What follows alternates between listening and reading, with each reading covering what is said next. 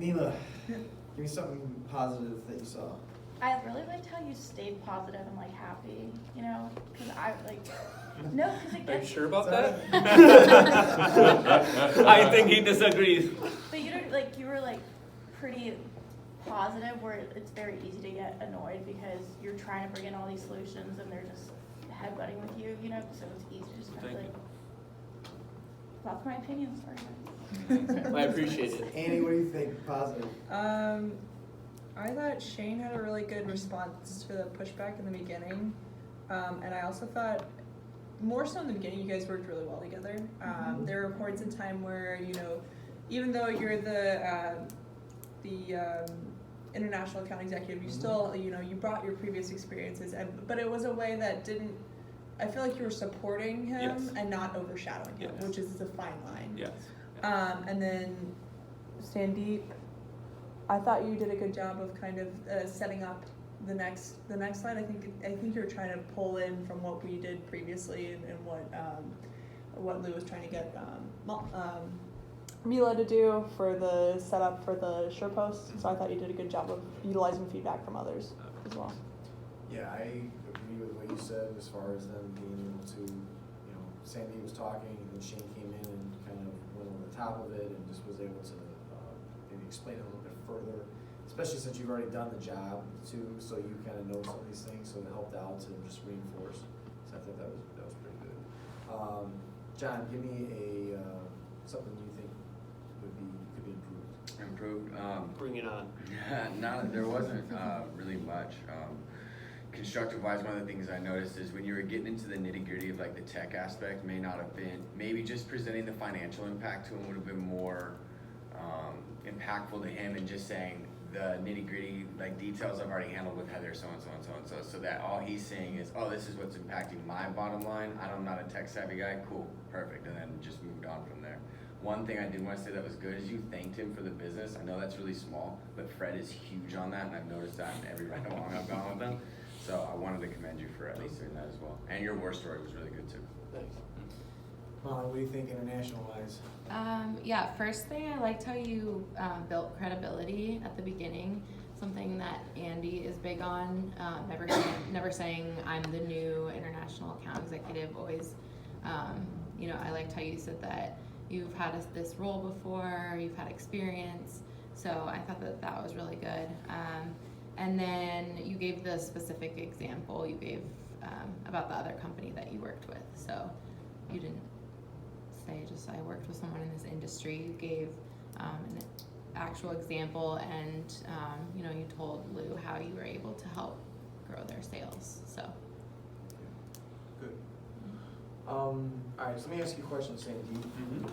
When he came to you at the end, he's like, that 12,000 looks pretty good. Can I say some pricing? What was your response to that? So I said, yes, we can do some pricing. Here's why. They are sitting on dating prices, okay. I really need to do new pricing. So here is the little bigger part of the story here. She really doesn't want to do a new pricing. I think She doesn't want to do pricing? yeah, but she doesn't want a better rates. I have told her, Okay. hey, listen, we can do something for you. We can. Well, wait, hold on. In this situation, what he gave you, Yeah. I know we're kind of whatever, but he throws it out. Yeah, bring the pricing, and you're like, okay, sure, right? Make a trade. What do you think? How do you think we can handle that a little bit? So I thought, tell me, I thought I asked, okay, yes, but once we also said, okay, we need to understand your supply chain or whatever, a bigger picture. Once we have all the data, we want to make sure we have the best pricing for you. So I may have said it because I didn't want to say no. But how do you think you could respond better to that and just giving them rates at that point? What you want to do is you want to come in and you want to look at everything that's there, right? Yes. So how do you think you could spin that to him to see if we can get him some type of other savings in other areas versus just bringing the price? You're probably going to have to do something on the pricing side, but how could you make this? How could you use that to get you in? Because here's what he said at the end. Lou said, that's a lot of stuff up there. And you go, well, we can hold off, we don't have to do this right, like right now. I thought I said, maybe I didn't understand, I thought. I wrote it- yeah, I wrote that down. Right, I think I was referring to UPS Capital. So what's really was playing in my mind is, this customer, I need to give them better pricing. Okay. So that's kind of what was playing. Right, but then what, as Shane said, from a trade standpoint, what could you do at that point? So, just, I think give me a bigger picture. So see, just to find out what else I'm missing, I asked him, he's doing what, a couple of $1,000 of FedEx. Now, I mean, Shane, when you said that, what do you think, how do you think you would have done that as far as changing it around? This is a stock answer from Andrew Nelson. I understand price is important, and we'll get to that. Obviously, I want to review your entire supply chain, but by me bringing in my partners that we've already previously mentioned, I have been able to be successful in not only helping your bottom line, but also your top line, and I think that's more worth your while than me just bringing in rates. You can obviously phrase it differently. I left it open-ended because he can come in and say, no, I just want rates. But obviously the phrasing needs to be worked on there. But something to that effect, saying like, yeah, like I get it, right? Rates are important, but what we want to do is more important than just that. And we need to leverage that more in order to have the conversation that we want to have while working on what he wants in the background. Yes, and I think, I also heard a comment I think you made in here was that, and maybe this was a subtle hint, like, you've been wanting to get in here for all this time, it's almost like, and then it's like, this is a little long, kind of long with all this stuff, and now you want to come back in, to do this, right? Yeah. So go ahead and say what you, I picked up on that.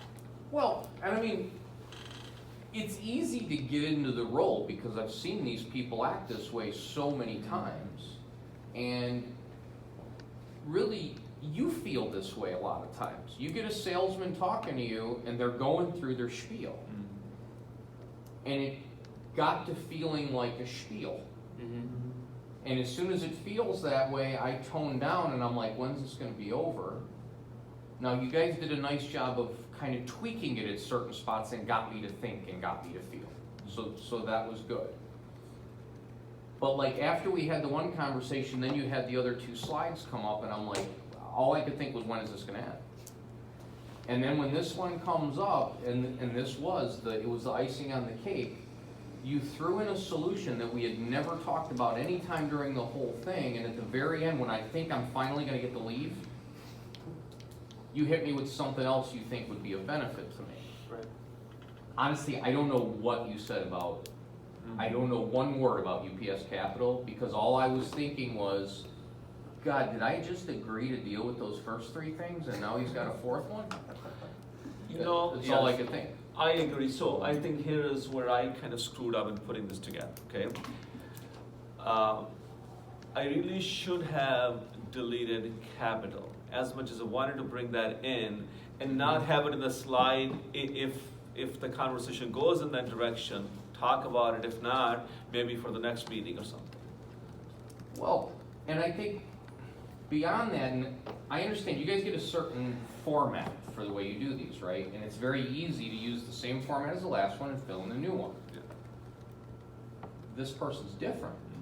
They're not tolerant of that. Yes. So what might have worked is a slide at the very beginning that said, these are 4 problems that I'm anticipating I think you have. Can we talk about these 4 problems so I can verify if you have them or not? Okay, now we're into it. Now we're talking about me and my problem, because all the other solution stuff, the names, all that. When I'm this kind of a person, I don't care about any of that. In the first 5 minutes, I have to know you're trying to solve a problem of mine. And if you're smart enough to call it right, and I can go, yeah, I gotta fix 4 problems. Now the rest of it can be just a conversation, or it can be one slide that solves the problem, whatever it is. But I wanted to talk about anything that we think is wrong that can help me, otherwise I have no reason to sit here. So you don't want what happened to me to reinforce why I don't let you in here. And that, in its current format, kind of reinforces to me why I don't let salespeople in. Does that make sense? Yes, absolutely. So, I mean, you typically, when we've talked about this before, you could have a slide that just says challenges, right? What I've seen, what you've told me, what you don't know, you know, there could be any one of those things, because I heard this is how we responded. It's because I saw this is how I'm responding. Because I know this is an issue in the marketplace or some of the customers, this is how I'm responding to help your problem. And that's it. And then you can lay it out. As Lou says, now you've got a whole thing, you can probably do it in 2 slides and be like, here you go. Yep. And you don't have to have all this other stuff, but you can have it right there.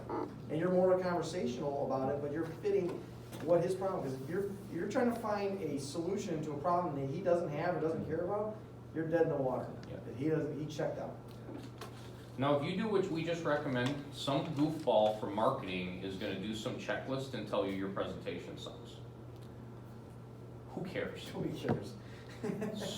You get paid on Forget about checklists? that. That is not your problem. You can say, I customize this for my customer.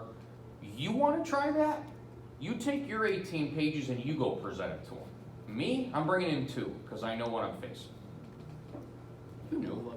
You knew what you wanted. Especially if you know the audience, right? He's saying, it took you 6 months to get in to see this person, they don't wanna see you. You sure as hell don't wanna go in there and waste their time, and then they won't see you for 2.5 years after Yeah. that. You know what I'm saying? Yes, so the last slide, only reason I did it, honestly, the last time I didn't have dates on it. I didn't want to do it because I think that was enough, I made my point. He really didn't need to see fit by this or that. I mean, really just, okay, we agreed, let's move on. Move forward, so. And honestly, this isn't terrible. It's just if this was the 3rd slide after the first 2, where the first one talked about my problems, the second one said, I think I can fix your 4 problems, and the last one can say, this is when I'm gonna fix your 4 problems. Now I got 3 slides, all I wanna hear. 10 minutes and now you still got 20 to spare. So here, let me just show you something real fast. Just so for future reference, real quick, just something, how we set this up. I did this one before, okay? I don't know if you guys can see it or not. What we heard, boom, here it is. How we responded, boom, here it is. Here's the financial, sorry. Ooh, still 11 slides though. Yeah, but that was because Just Erica kidding. added her stuff in. But right Damn here. international people. But what we did was It's a conversation of challenges. right up front. Yeah. Right up front was how we responded right here. And then we talked about it. We had the whole thing laid out. Everything was done right here. Now, we wanted to go further into, you know, what takes place then. Then we were able to get further into the discussion and I could show how we could change the packaging, do whatever we do. But I'm just saying, you can build off of just this, and that's it. Yep. Okay? Yep, gotcha. Cool. All right. Right. Good job. Thank you. All pledged. International people, thank you for attending this. I really appreciate that. Yep. I know you guys, I know we got one more, but there's no international. You guys are free to leave. All I want to say is that I like the collaboration between the two, and I just want to make sure that we're working to get better at that, Hell yeah. because it just becomes a more of a cohesive unit when we go in there, where UPS as a whole, and we're not individual, even though we all are in there for specific reasons, we're there together, and we want to make sure that it's presented that way. So, as I said, the next one we're going to do next month, a little different format. We're not going to present anything. You know, Lou's going to be a customer, and we're gonna say, okay, we think there's some international, we think there's some domestic. How are we going to fact find? How are we going to explore this account? How are we going to go through the stages of the supply